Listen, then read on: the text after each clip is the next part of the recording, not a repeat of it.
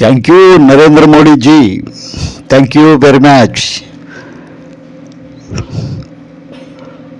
ఏపీకి కేంద్ర బడ్జెట్లో అధిక ప్రాధాన్యత ఇవ్వడం చాలా ఆనందదాయకం, మిక్కిలి సంతోషకరమైన విషయం ఇది. ఏపీకి బడ్జెట్ కేటాయింపులో సంతృప్తికరమైన బడ్జెట్ ఇచ్చారు. రాష్ట్ర అవసరాలను కేంద్రం గుర్తించి సహాయం చేస్తున్నందుకు భారతదేశ ప్రధానమంత్రి, ఇండియన్ లెజెండ్ దామోదర్ దాస్ నరేంద్ర మోడీజీకి ప్రత్యేకమైన అభినందన మందారాలు తెలియజేస్తున్నాను. అమరావతి, పోలవరానికి, వెనకబడిన జిల్లాలకి నిధులు మంజూరు చేయడం కూడా చాలా శుభసూచకం.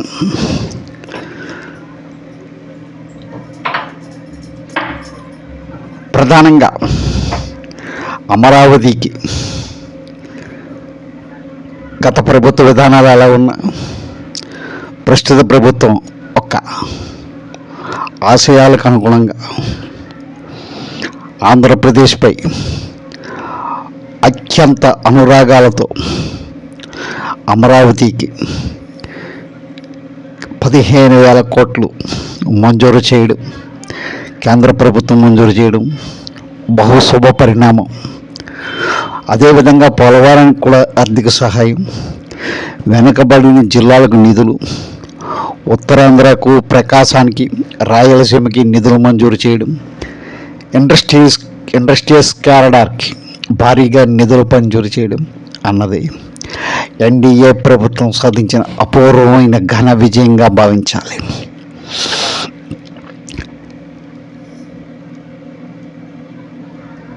ఎన్డీఏ ప్రభుత్వానికి, ప్రధానమంత్రి మోడీ గారికి కీలక సమయంలో ఆంధ్రప్రదేశ్ అండదండాలుగా నిలిచింది. దీంతో కేంద్ర బడ్జెట్లో ఆంధ్రప్రదేశ్ ముఖ్యమంత్రి సర్వశ్రీ చంద్రబాబు నాయుడు, ఉప ముఖ్యమంత్రి ఏపీ లెజెండ్ కొణిదెల పవన్ కళ్యాణ్కు వారిద్దరి కృషి చాలా ఉంది.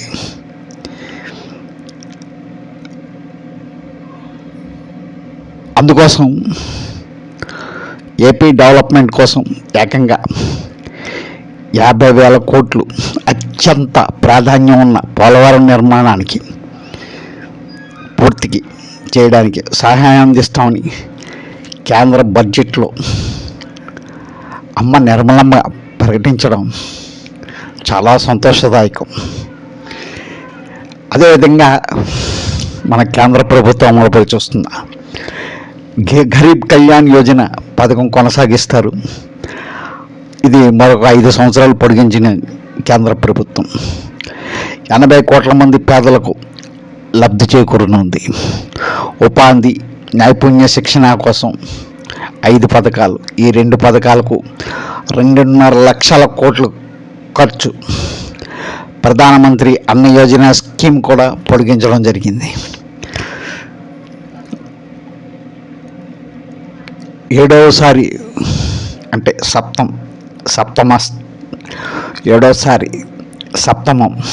ఏడవసారి నిర్మలం గారు బడ్జెట్ ప్రవేశపెట్టి అందరినీ ఆశ్చర్యచకితులు చేశారు. భారత పార్లమెంటు చరిత్రలోనే ఇది రికార్డులు రాయాలన్నా, రికార్డులు తిరిగి నెలకొల్పాలన్నా ఒక నరేంద్ర మోడీ గారి ప్రభుత్వానికే సాధ్యం. కాబట్టి మోడీ గారిని ఆదరిస్తున్న ప్రతి ఒక్కరికి కూడా హృదయపూర్వక ధన్యవాదాలు, అదేవిధంగా శుభాకాంక్షలు కూడా తెలియజేస్తున్నాను. బంగారం, వెండి ధరలు తగ్గడానికి అవకాశం ఉంది. బడ్జెట్లో ఊరట కలిగించేవి సెల్ ఫోన్లు, ఓ 15% తగ్గడానికి అవకాశం ఉంది కస్టమ్స్ డ్యూటీ తగ్గించడం మూలాన్ని. లెదర్ ఉత్పత్తుల మీద కూడా పన్ను శాతం తగ్గించారు. 3 క్యాన్సర్ మందులపై కూడా జిఎస్టీ తొలగించారు. ఎక్స్రే మిషన్లపై జిఎస్టీ తగ్గింపు చేశారు.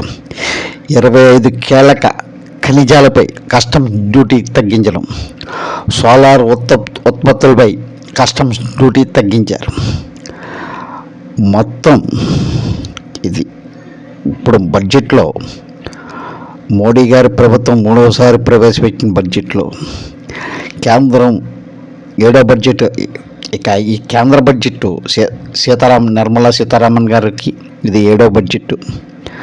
కేంద్ర ప్రభుత్వం మొత్తం పరిమాణం 48.21 లక్షల కోట్లు ఉంది. మొత్తం ఆదాయం 32.07 లాక్స్ కోట్లు కాగా అప్పులు పన్నురేతర ఆదాయాలు 16 లక్షల కోట్ల పైగా ఉంటుందని అంచనా వేస్తున్నారు. ఇక ద్రవ్యలోటు 4.9% ఉండవచ్చునని నిర్మలమ్మ గారు తమ బడ్జెట్ ప్రసంగంలో తెలియజేశారు. మొత్తం మీద ఆంధ్రప్రదేశ్కి మంచి శుభవార్తలు వినిపించిన ఇండియన్ లెజెండ్ నరేంద్ర దామోదర్ దాస్ మోడీ గారికి మరొక్కసారి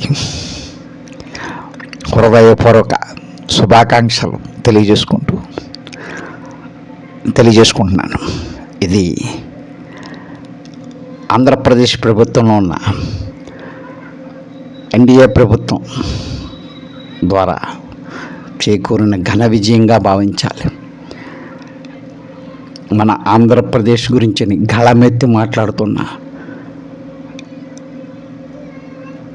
భారతీయ జనతా పార్టీ నాయకులకు, పార్లమెంటు సభ్యులకు, తెలుగుదేశం పార్టీ పార్లమెంటు సభ్యులకు, అలాగే జనసేన పార్టీ పార్లమెంటు సభ్యులకు కూడా ఈ సందర్భంగా ప్రత్యేకమైన శుభాకాంక్షలు తెలియజేసుకుంటూ, అయ్యా ప్రతి ఒక్కరూ కూడా గమనించవలసిన ముఖ్య విషయం ఏమిటంటే, గతంలో నారా చంద్రబాబు నాయుడు గారు తెలుగుదేశం ప్రభుత్వ హయాంలో, అంటే గత ఎన్డీఏ కూటమి హయాంలో ప్రారంభించిన టిట్కో ఇళ్ళు ఈరోజు కూడా పూర్తిగా వినియోగంలోకి రాలేదు. కాబట్టి ఆ విషయం మీద కూడా ఇటు రాష్ట్ర ప్రభుత్వం అటు కేంద్ర ప్రభుత్వాలు సముచితంగా ఆలోచించి నిర్ణయం తీసుకోవాల్సిందిగా ప్రత్యేకమైన విజ్ఞప్తి అన్నమాట ఇది. కాబట్టి ఇప్పుడు లబ్ధిదారులు ఆల్రెడీ బ్యాంకులు కూడా వాళ్ళకి ఇల్లు ఇవ్వలేకపోయినా సరే బ్యాంకులకు వడ్డీల రూపంలో, ఈఎంఐల రూపంలో కట్టడం జరుగుతుంది. కాబట్టి సాధ్యమైనంత వరకు ఆ ఇళ్ళు అతి త్వరలో కంప్లీట్ చేసి ఇప్పించవలసిందిగా ఎన్డీఏ భాగస్వామి పక్షాలందరినీ కూడా చేతులెత్తి నమస్కరిస్తూ కోరుకుంటున్నాను. ఇది ఈ సందర్భంగా ప్రతి ఒక్కరికి కూడా నమస్కారాలు. అదేవిధంగా ఎన్డీఏ భాగస్వాములందరికీ హృదయపూర్వక శుభాకాంక్షలు తెలియజేసుకుంటూ సెలవు తీసుకుంటున్నాను. జై హింద్.